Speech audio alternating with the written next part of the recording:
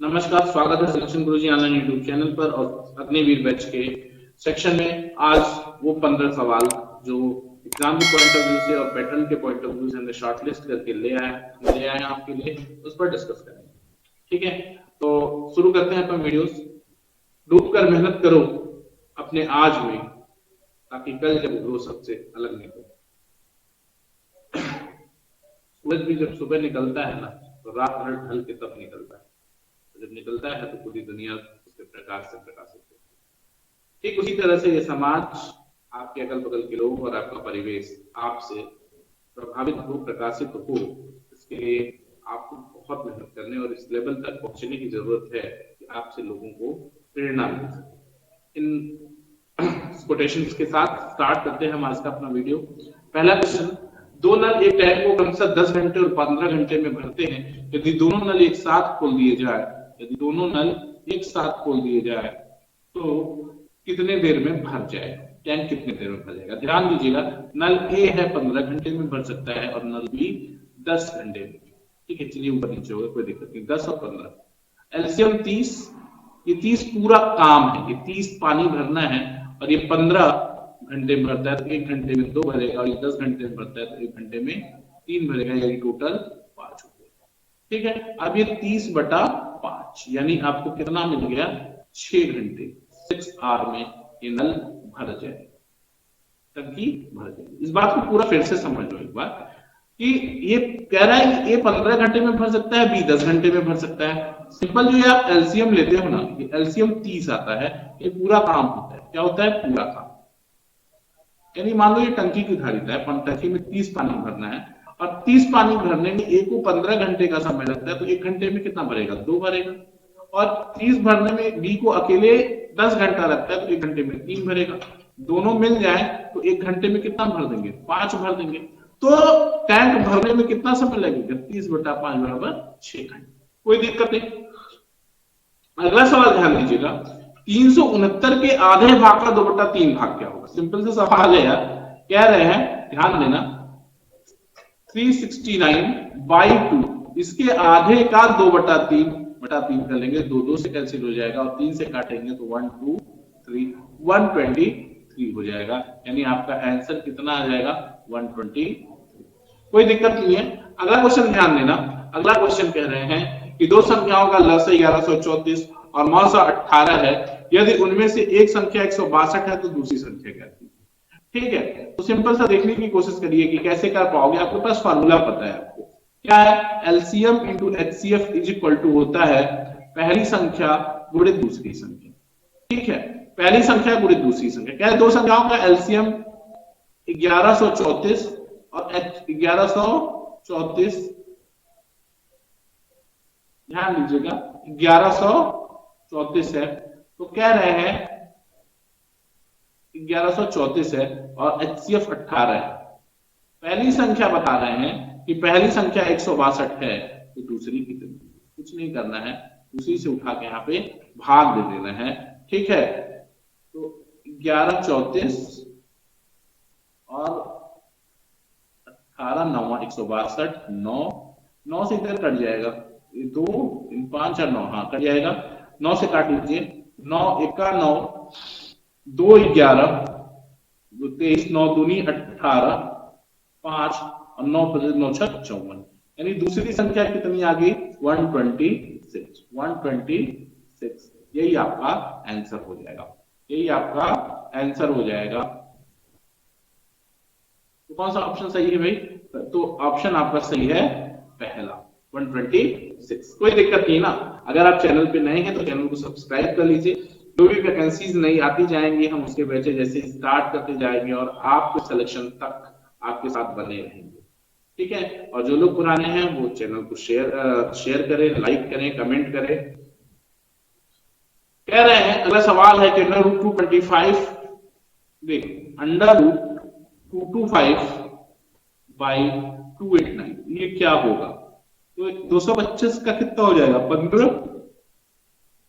ये 17, 15/17 इसका आंसर हो जाएगा। ऑप्शन ए सही। ध्यान देना मेरी बात को, ध्यान देना मेरी बात को कि जब करोगे तो मैंने आपसे कहा है कि 50 तक का स्क्वायर याद कर डालो। 15 15 225 होता है और 17 17 289 होता है, तो 15/17 इस क्वेश्चन का आंसर हो जाएगा। कोई दिक्कत नहीं है, कर लोगे ना। अगला सवाल ध्यान देना, कह रहे हैं कि x is equal to 1/3y, y is equal to 1/2z, तो x y z क्या होगा। ध्यान देना, बहुत सिंपल सा सवाल है। कह रहे हैं कि x by y is equal to 1/3। क्या मतलब है कि x is to y is equal to 2:3 हो गया। या ऐसे बना लेते हैं x y z 2:3 हो गया, और क्या हो गया y by z is equal to हो गया 1/2, यानी y 1 है तो z 2 है, मिक्स कर लो 2 3 6 2 3 6 2 3 6, राइट ना। कितना आ जाएगा आपको मिल जाएगा 2 3 6, कुछ 1:3। सॉरी यहाँ x1 है, 1 है, x1 है, सॉरी 1 into 1 1 हो जाएगा, तो 1 3 6 कितना हो जाएगा 1 3 और 6, तो यानी आपको मिल जाएगा 1:3:6, राइट है। तो ये आपका हो जाएगा, तीसरा ऑप्शन यहाँ से सही हो जाएगा।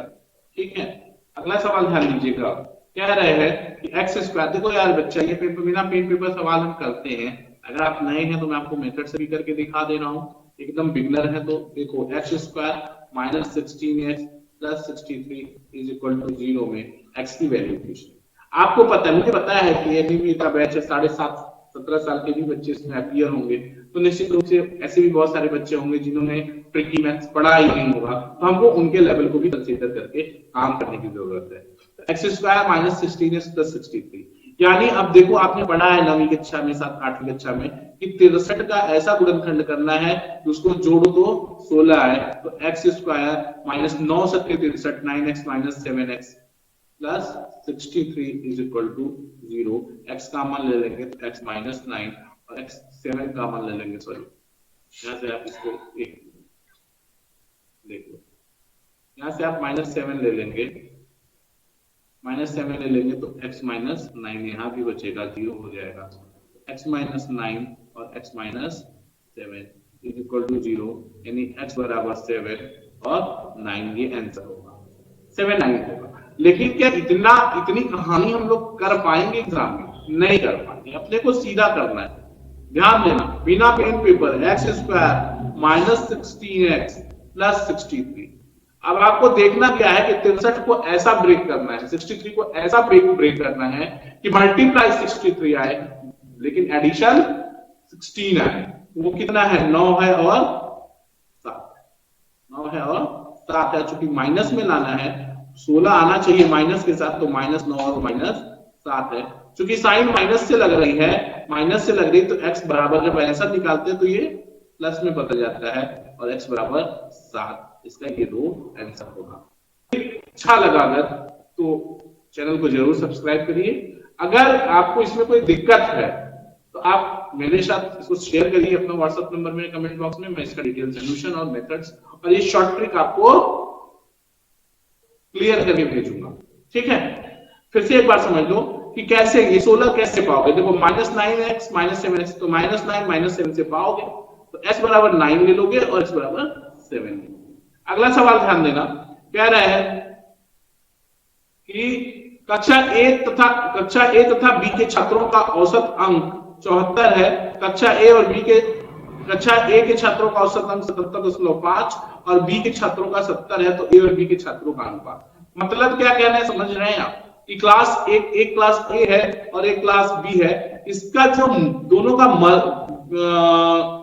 ज्वाइंट एवरेज है वो 74 है, और क्लास ए का कितना है 77.5 है, और क्लास बी का कितना है 70 है। बच्चों की संख्या का अनुपात पूछ रहे हैं, कुछ नहीं है, बस ऐसे लगा दो 74 75 76 77 74 3 77 3.5 यहाँ और 4 यहाँ, यानी 40 संबंधे 35, या यूं कह सकते हैं 8 संबंधे 7 इसका।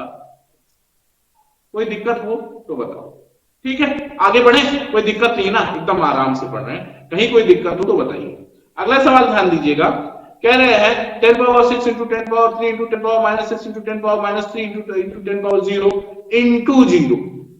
लो भैया खत्म कहानी। कितनी भी बड़ी, इतना बड़ा सवाल बना दिया इन्होंने और बाद में ले जाके क्या कर दिया, सबका गुणा करने के बाद जीरो से गुणा कर दिया।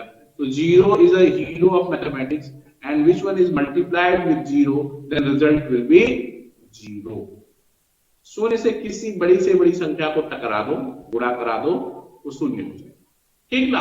अगला सवाल ध्यान दें, कह रहा है कि अगर यदि x is equal to 1 upon under root 2 plus 1 है तो x प्लस 1 किसके बराबर है, ये ध्यान देना है। थोड़ा सा सिंपल सा सवाल है, ध्यान दीजिएगा। कह रहे हैं कि 1 upon under root 2 plus 1 plus 1, तो ये क्या हो जाएगा 1 plus under root 2 plus 1 by under root 2 plus 1। यहाँ पे क्या हो जाएगा 2 प्लस रूट 2 अपॉन 1 प्लस इसको रूट 2। यहां से आप क्या कॉमन ले सकते हैं, या यही कर दो कोई नहीं, ठीक है। यहां से आप कॉमन क्या ले सकते हैं, ऊपर से आप अंडर रूट 2 जब कॉमन ले लेंगे तो आपको बच जाएगा under root 2 plus 1 by under root 2 plus 1। ये खत्म हो जाएगा, बचेगा अंडर रूट 2। यही आपका आंसर है, यही आपका आंसर है। और आप इसमें आपका कौन सा ऑप्शन है, सी ऑप्शन आपका करेक्ट है।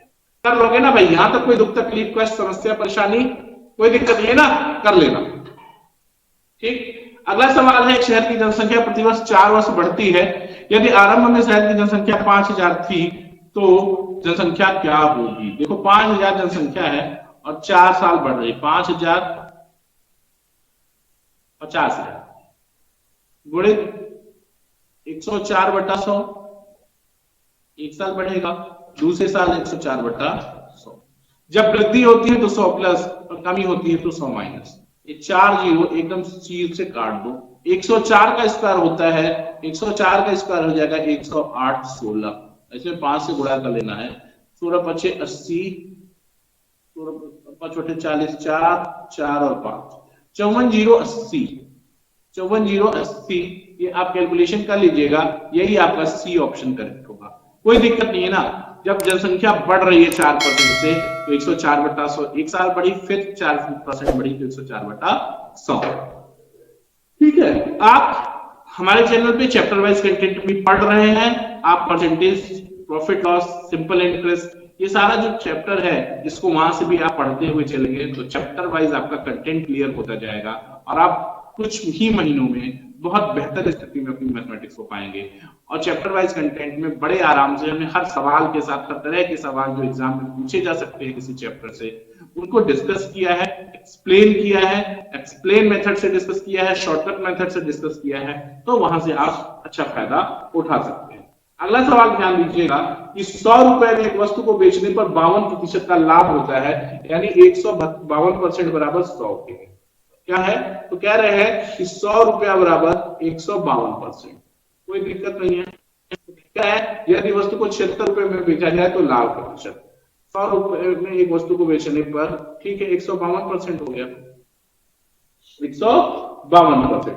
तो क्या हो जाएगा, देखो भैया अब यहां से हम क्या कर ले, ऐसे निकाल लेते हैं 152% बराबर 100, तो 100% कितने के बराबर होगा दोस्त, 100% होगा 100 बटा 152 गुणित 100, यही ना होगा 100 गुणित 152 बटा 100, ये बराबर आपको मिलेगा 65.79। ठीक है। अब वस्तु कितने में बेच रहे हैं, 76 में बेच रहे हैं।